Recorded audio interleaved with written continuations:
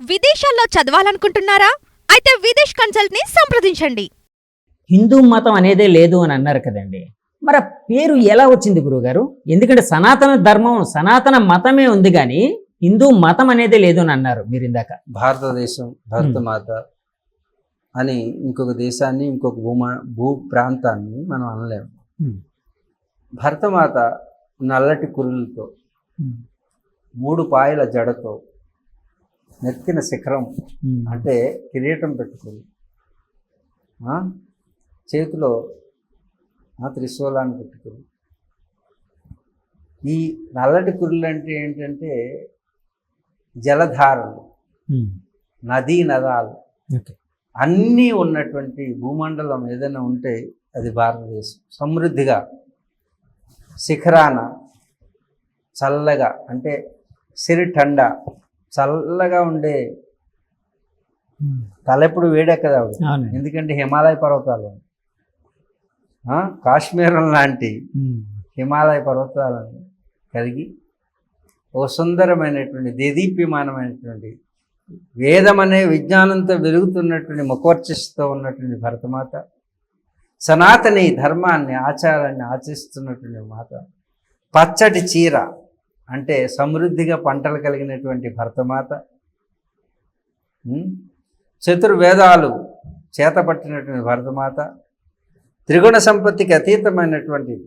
అంటే ఏదైనా త్రిగుణాలు కలిగినటువంటి, అంటే రజోగుణము, తమో గుణము, సత్వగుణం అనేటువంటి గుణాలని మర్దించడానికి త్రిశూలాన్ని పట్టుకున్నటువంటి భరతమాత, పాదాల చెంత అర్థమైందా, పవిత్రమైనటువంటి పాదాలు కలిగి శిరోస్సును కాశ్మీరంలో పెట్టి చల్లగా ఉంచి, కింద ఉన్నటువంటి కేరళలో ఋతుపవనాలు అనేటువంటి ఋతుక్రమం సరిగ్గా ఉన్నాయి. 6 ఋతువులు కలిగినది భారతదేశం. ఇంకా ఎడారి దేశాలు ఈ ప్రపంచంలో ఎక్కడున్నా ఋతుక్రమం సరిగ్గా లేదు. ఇప్పుడు ఆడపిల్లలకి పీసీఓడి అంటున్నారు కదా, అలాంటి వాళ్ళకి పిల్లలు పుట్టరు. కానీ తన సంతానాన్ని వృద్ధి చేయడానికి సమృద్ధిగా కలిగినటువంటి పంటలు, వజ్ర వైడూర్యాలు, రత్నాలు, రాసులతో తొలతూగుతున్నటువంటి భరతమాత, సూర్యచంద్రుల్ని తన శిరస్సును ధరించినటువంటి, సూర్యచంద్రులు తెలుసా నీకు? వస్తువులు పెట్టుకుంటారు మన భారతీయులు, మీకు తెలుసా? తెలియదు. సూర్యుడు చంద్రుడు అని 2 వస్తువులు ఉంటాయి, ఆభరణాలు.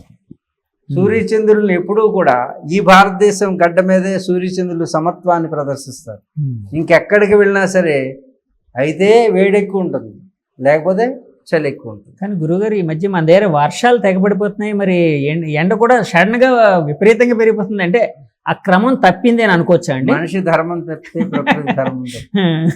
అర్థమవుతుందా? కాబట్టి ఇలాంటి ఆనాటి భారతం గురించి మాట్లాడుతాం. ఓకే అండి. అలాంటి సనాతన భారతీయం 3 జడల పాయ అంటే గంగా, యమున, సరస్వతి 3 జడలు వేసుకుని 3 పాయలుగా ఉంచి సస్యశ్యామలం చేస్తూ తన చీరని, పచ్చటి చీరని, అంటే సుసంపన్నమైనటువంటి పాడి పంటలను తాను ధరించి, తన స్తనమండలని, పర్వతాలని శిఖరంగా ఉంచుకుని, తన స్తనాల్లోంచి తన స్వేదాన్ని, తన రక్తాన్ని, ప్రేమతో రుధిరాన్ని, తన ప్రేమకి ఆ రుధిరం ఎర్రగా ఉన్నది తెల్లబోయి తెల్లదై క్షీరదారులై పాడిగా మార్చుకున్నటువంటి తల్లి భారతి. అలాంటి భారతదేశానికి కాళ్ళ దగ్గరికి వచ్చి చేరి ఎడారిలోంచి వచ్చినటువంటి పిల్లలు ఒకరు థామస్ కేరళలో ప్రవేశించి, అమ్మా దిక్కు లేదని తల్లిని అడిగితే, ఏ బిడ్డైనా బిడ్డగా చూసేటటువంటి తల్లి క్షీరధారలను అందిస్తే అది క్రిస్టియన్ మతానికి ఒక ఆద్యమై అక్కడ ప్రథమ చర్చి తెలిసింది. కేరళలో అండి ప్రథమ చర్చి 52 AD 52 ADలో 52 AD. తర్వాత వాళ్ళందరూ అక్కడ అదేదో రోమ్ అంటే యాక్చువల్ క్రిస్టియన్ మతానికి సంబంధించి పోపు పాలు వాళ్ళందరూ ఉండేది అక్కడ మతాలు ఉంటారు. ఈ భారతదేశానికి సంబంధించి మతమే లేదు అసలు. తల్లి భారతి ఎంత సుసంపన్నంగా సకల సంపదలతో తొలితూగుతూ పాడి పంటలతో ఎంతో మంది బిడ్డలను కన్నటువంటి దేశం ఇది. అంటే జనాభా ఎక్కువ ఉన్నటువంటి దేశం, సుసంపన్నమైన దేశం, దేనికి తరుగులేనిది, జ్ఞానానిక, విద్యగా, వికాసానిక, దేనికి, పాడిక, పంటలక ఏమీ పేద దేశం కాదు, అన్నిటికంటే సుసంపన్నమైన దేశం. అంతేకాదు గురుగారు ఇక్కడ నాకు చిన్న భాషా doubt. సంస్కృతి, భాషను పుట్టించేటటువంటి సంస్కృతి ఇక్కడే ఉంది. ఉమ్, భావాన్ని తెలుసుకునే సంస్కృతి ఇక్కడ ఉంది. ధర్మాన్ని ఆచరించే సంస్కృతి ఇక్కడ ఉంది. వేద సంస్కృతి ఇక్కడ ఉంది. అలాగే ఎందరో యోగులకి జన్మనిచ్చింది. కృష్ణుడు, రాముడు లాంటి అవతార పురుషులకి జన్మనిచ్చినటువంటి తల్లి భారతి భూమాత. ఉమ్, అలాంటి దేశంలోకి ఎవరు వచ్చినా సరే విషానికి ఎక్కే వాళ్ళు కూడా, విషర్పాలను కూడా భగవంతుడి యొక్క భవ్య రూపంగా చూడగలిగినటువంటి హృదయం కలిగిన నా తల్లి, ఉమ్, పరాయి బిడ్డ ఎడారిలో తిరుగుతూ ఉన్నటువంటి వాళ్ళు వచ్చి వాళ్ళకేదో వాళ్ళ అభిమతం మతంగా మార్చుకుని వాళ్ళు వస్తే నీదే మతమైనా సరే, నీదే కులమైనా, నీదే జాతి అయినా, కేరళలో ప్రవేశించినటువంటి థామస్ మొట్టమొదటిసారి అడుగుపెట్టి క్రిస్టియన్ మతాన్ని అప్పుడు కొన్నటువంటి యూదులను ఒకటి చేశాడు. అప్పుడు క్రిస్టియానిటీ లేదు, లేదండి. క్రిస్టియానిటీ లేదు. ఎక్కడి నుంచో పారిపోయొచ్చి, ఇజ్రాయెల్ నుంచి పారిపోయి వచ్చినటువంటి యూదులు అక్కడక్కడ ఉన్నారు. మనకు ఉమ్, అక్కడ కేరళలో ఉన్నటువంటి యూదుల్ని క్రిస్టియన్లుగా మార్చి, ఉమ్, ఏ తల్లి అయితే క్షీరదారినిచ్చి పెంచిందో, దారి చూపించిందో, ఉమ్, ఆ తల్లి మీద తన అభిమతాన్ని రుద్ది అది ఒక మతంగా తయారు చేశారు. దానికి థామస్ తర్వాత వచ్చినటువంటి మదర్ తెరీసా, ఉమ్. వీళ్ళందరూ కూడా క్రిస్టియన్ మతాన్ని వృద్ధి చేస్తూ వచ్చారు. గురుగారు ఇప్పుడు వినండి, తర్వాత గురుగారు చెప్పండి. మళ్ళా 612 ఉమ్, తర్వాత ఇస్లాం వచ్చింది. అరబ్బులు తర్వాత మన మీద దాడి చేయడానికి, ఉమ్, ఈ సంపదలను దోచుకోవడానికి అరబ్బులు, తుర్కిష్, అలాగే పర్షియన్లు, పోర్చుగీస్ వాళ్ళు, బ్రిటిష్ వాళ్ళు వీళ్ళ వచ్చి మొత్తం అంతా కూడా ఇస్లాం మతం అనేది అరబ్బుల నుంచి మనకి 612లో కేరళలోనే మొదలైంది. అంటే మన అంటే తల్లి యొక్క పాదాల దగ్గర చేరి, పాదాల దగ్గర ఆశ్రయం కోరితే తల్లి భారతి పాదాల దగ్గర కేరళలో ఇస్తే మొట్టమొదట కన్వర్షన్ అయినటువంటి ఒక గ్రూపు, అంటే వ్యాపార నిమిత్తం వచ్చి ఉమ్, మన వాళ్ళతోటి ఏర్పరచుకున్న సంబంధాలతో ఒక గ్రూప్ని ఉమ్, ఏర్పాటు చేసుకుని ఇస్లాం అనేది మొదలైంది. ఇవి రెండు మతాలు. మతం అంటే ఒక వ్యక్తి యొక్క అభిమతాన్ని ఒక గ్రూప్ ఆఫ్ పీపుల్, ఒక సమూహం మీద రుద్దితే ఉమ్, వాళ్ళకి ఒప్పించి, నొప్పించకుండా వాళ్ళని ఒప్పించి ఉమ్, వారి వైపు తిప్పుకున్నటువంటిది ఏదైతే ఉందో, ఒక సమూహం వాళ్ళ మాటలు, వాళ్ళ అభిమతానికి ఉమ్, అనుగుణంగా కదిలితే దాని పేరు మతం అంటారు. ఉమ్, కానీ హిందూ మతం కాదు. ఉమ్, హిందూ మతం అనేది ఎప్పుడు వచ్చింది అంటున్నారు. ఇప్పుడు భారతదేశంలోకి మతాలు అలా ప్రవేశించింది, చూశారు కదా. కేరళలో ప్రవేశించింది. కేరళలో ఋతుపవనాలు ప్రవేశిస్తాయంటారు. ఉమ్, కేరళలో భూత పవనాలు కూడా, ఈ మత పవనాలు కూడా ప్రవేశించినాయి. ఉమ్, కాబట్టి మతాలు రెండు కూడా అభిమతాలు మాత్రమే. అది కూడా మహమ్మద్ ప్రవక్త ఎప్పుడు పుట్టాడు? ఉమ్, మహమ్మద్ ప్రవక్త పుట్టినటువంటి కొన్ని రోజులకి, అతను చనిపోయే ముందు రోజుల్లో ఇక్కడికి వచ్చింది ఉమ్, ఇస్లాం. ఉమ్, వాళ్ళ దౌర్జన్యాలు, భారత స్త్రీల్ని చెరబట్టిన విధానాలు, గుడుల్ని, గోపురాల్ని, ఏ స్థానం అయితే తల్లి భారతి తన యొక్క స్తన్యాన్ని ఇచ్చి వాళ్ళని పోషించి వాళ్ళు ఉండడానికి స్థానాన్ని కల్పించిందో, ఆ స్తన్యాన్ని, ఆ స్థానాన్ని కొల్లగొట్టి తల్లి యొక్క రొమ్ముని చీల్చినటువంటి వాళ్ళు ఎవరైతే ఉన్నారో, సగభాగాన్ని లాక్కుని మాకు దేశం కావాలని వెళ్ళిపోయారు. చూశారు ఉమ్, చూడంటే ఆశ్రయం కల్పించిన వాళ్ళకి ఆశ్రమాలు తెచ్చినటువంటి వాళ్ళు. ఇవి మతాల వలన ఏర్పడేటటువంటి ఘర్షణలు. మతాలు ఎప్పుడు కూడా ఏం చేస్తాయంటే విడదీస్తాయి, ఉమ్. ధర్మం ఎప్పుడు కలుపుతాయి. కలుపుతాను. కాదు గురుగారు, అంటే నేను నా డౌట్ ఏంటంటే గురుగారు, యాక్చువల్గా ఇందాక మీరు చెప్తూ ఉంటే నాకు అనిపించింది, అంటే ఈ క్రిస్టియానిటీ కానీ లేకపోతే ఇస్లాం మతం కానీ మన కేరళలోనే స్టార్ట్ అయ్యి ఇక్కడి నుంచే పుట్టాయి. అంటే మన హిందూ ధర్మం లేకపోతే హిందూ మతం అనేది లేదంటూ ఉన్నారు కాబట్టి సనాతన ధర్మం నుంచే పుట్టాయి అని అనుకోవచ్చా? మన సనాతన ధర్మం నుంచి, హిందూ ధర్మం నుంచి? అసలు సనాతన ధర్మం నుంచి పుట్టలేదు, ఇది ఎడారి దేశాల నుంచి వచ్చినాయి. అన్ని ఎడారులే. మీకు వెళ్తే ఇటు చూస్తే మీరు మిడిల్ ఈస్ట్ అంతా ఎడారులే కదా. ఆ ఎడారి నుంచి పుట్టిన మతాలు ఈ రెండును. ఇజ్రాయెల్లో పుట్టినవే ఇవన్నీ కూడా. యూదులు, ఇజ్రాయెల్లో యూదులు ఉండేవారు. అంటే క్రీస్తుకి పూర్వం ఉండేటటువంటిది యెహోవా అనే దేవుని పూజించేవారు. ఆ యెహోవా అనే దేవుణ్ణి పూజించేవాళ్ళు తర్వాత క్రీస్తు వచ్చిన తర్వాత ఆ యెహోవా దేవుడు తండ్రి కుమారుడని, అంటే దేవుడు కుమారుడని వీళ్ళు ఒక గ్రూపుని తయారు చేశారు. అంతేగాని వాళ్ళు ఒక అభిమతాన్ని ఏర్పాటు చేసుకున్నారు. వాళ్ళ అభిప్రాయం అది ధర్మమా సత్యమా ఏమీ తెలియదు. ఎదుటి వాళ్ళని దోచుకుంటాం ధర్మమా? మన దేశం ఎప్పుడైనా సరే ఎవరి మీద దోచుకుంటాం చూసారా? యుద్ధం ప్రకటించడం చూసారా? భారతదేశం ఏ దేశం మీద యుద్ధం చేయలేదు ఇంతవరకు కూడా. మన మీదకి వస్తే మనం రక్షించుకోవడం. మనం ఏ దేశంలోకి వెళ్ళి మాకు వాటా కావాలని అడగలా మనం ఎప్పుడు కూడా. ఇది భారత ధర్మం, ఇది సనాతన ధర్మం. అర్థమైంది? ఎప్పుడైతే వాళ్ళ మతాలు రెండు ఆక్రమించడం మొదలుపెట్టినాయో, ఎప్పుడైతే బ్రిటిష్ వాళ్ళు వచ్చిన తర్వాత మనకేమైంది, జనగణన చేస్తూ మత విభజన ప్రారంభించారు వీళ్ళు.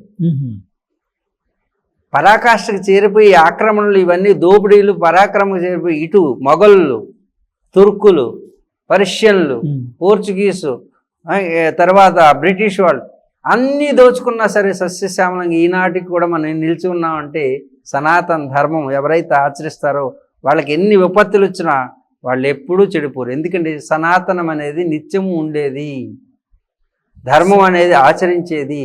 ఎదుటివాడిది మనం ఏం కోరుకోలేదు. ప్రతి భారత హృదయం నిజంగా కూడా ఎదుటివాళ్ళది ఏది కోరుకోరు. సకల చరాచర జీవరాశిని ఆరాధించేటటువంటి, భక్తితో కొలిచేటటువంటి తత్వం ఉన్నదే సనాతన ధర్మం. కాబట్టి క్రిస్టియన్లు ఈనాటికి ఈ దేశంలో మాకు వాటా కావాలన్నా సరే వాళ్ళని క్షమించి వదులుతుంది.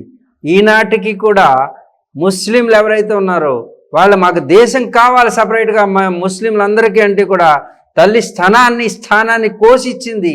అయినా సరే ఈనాటికి తల మీద అంటే కాశ్మీర్ ఆ తల్లికి మనశ్శాంతి లేకుండా ఈ రోజుకి కూడా ఉగ్రవాదం పేరుతో హింసిస్తున్నారు.